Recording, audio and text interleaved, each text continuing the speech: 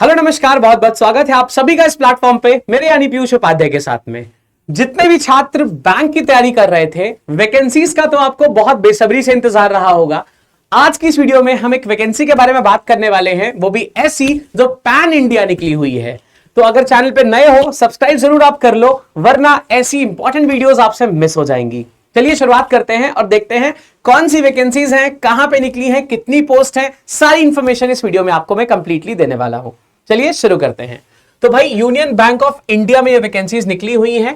किस पोस्ट के लिए निकली है बेटा? देखो, स्पेशल ऑफिसर कहा जाता है या स्पेशलिस्ट ऑफिसर कहा जाता है, इस पोस्ट के लिए वैकेंसीज निकली हैं। कहां पे?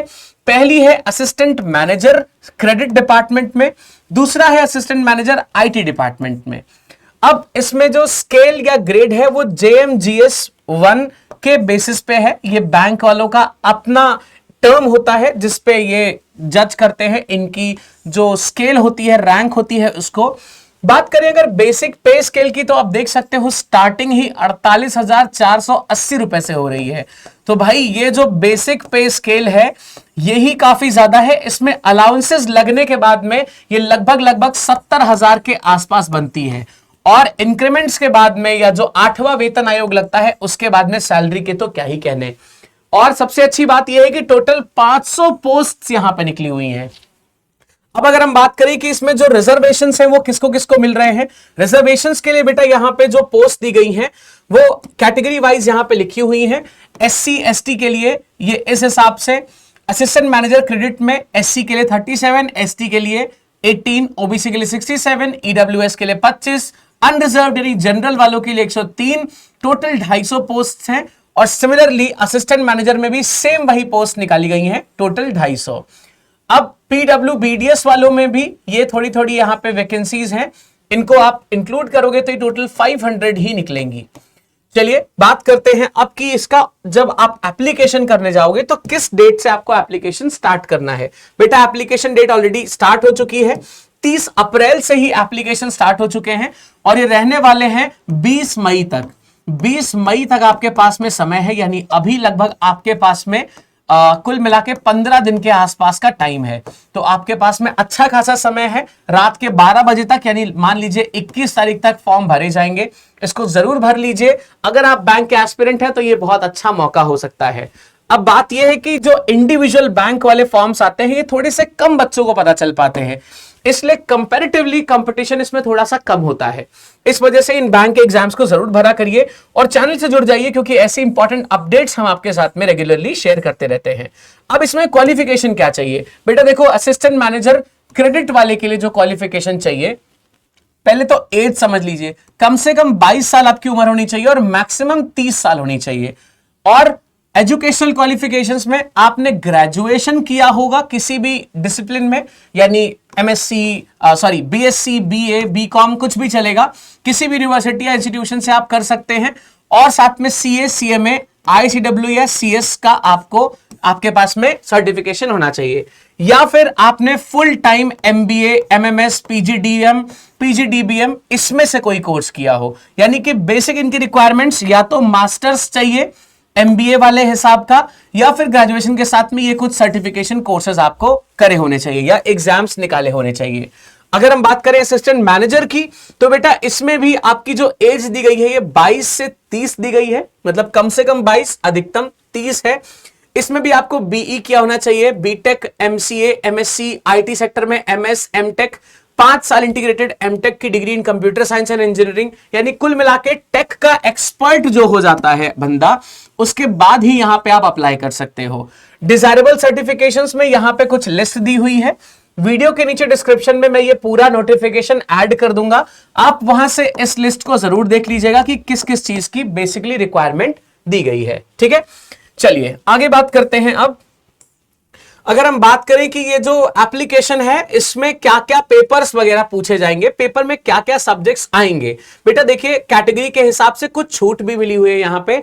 जैसे यहां पे मान लीजिए SC और ST को 5 इयर्स का रिलैक्सेशन है, यानी ये 35 साल तक फॉर्म भर सकते हैं।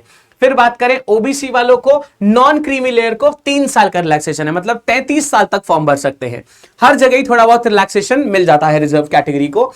अब अगर हम बात करें कि इसमें एग्जाम में क्या क्या चीजें पूछी जाने वाली हैं, तो बेटा देखिए, अगर आपसे ये पूछा है कि एमबीए किया होना चाहिए या फिर कोई स्पेशल आपके पास में डिग्री होनी चाहिए, तो ये तो कंफर्म है कि आपसे ट्रेड वाले क्वेश्चंस भी पूछे जाएंगे।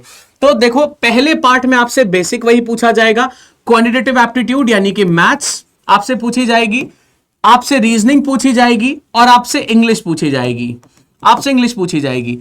दूसरा पार्ट जो होगा पेपर का, यानी पेपर तो एक ही होगा, पार्ट 1 में ये सारे क्वेश्चंस आएंगे और दूसरे पार्ट में professional knowledge relevant to the post, जिस पोस्ट के लिए आप अप्लाई करेंगे उसके लिए भी आपसे प्रोफेशनल क्वेश्चंस पूछे जाएंगे।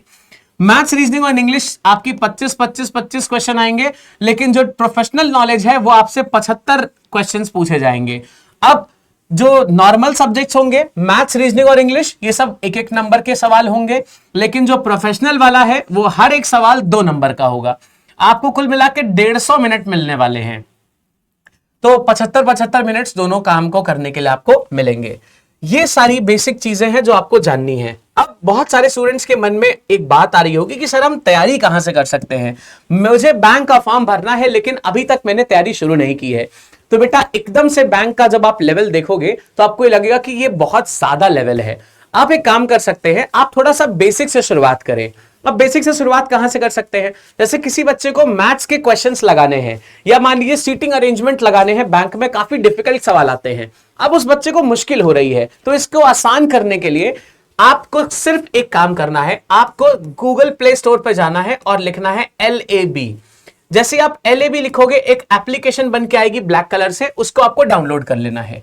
ये डाउनलोड करने के बाद आप जब देखोगे पहले पेज पे आपको अर्जुन बैच मिलेगा, ARJUN, अर्जुन बैच। या तो आप अर्जुन बैच को खरीद लीजिए। अर्जुन बैच में क्या होने वाला है, ये लगभग 1500 का बैच मिलेगा आपको इसमें, और अगर आप डिस्काउंट चाहते हैं तो आपको कोड यूज कर लेना है LAB135। ये कोड यूज करेंगे तो थोड़ा सा और सस्ता हो जाएगा।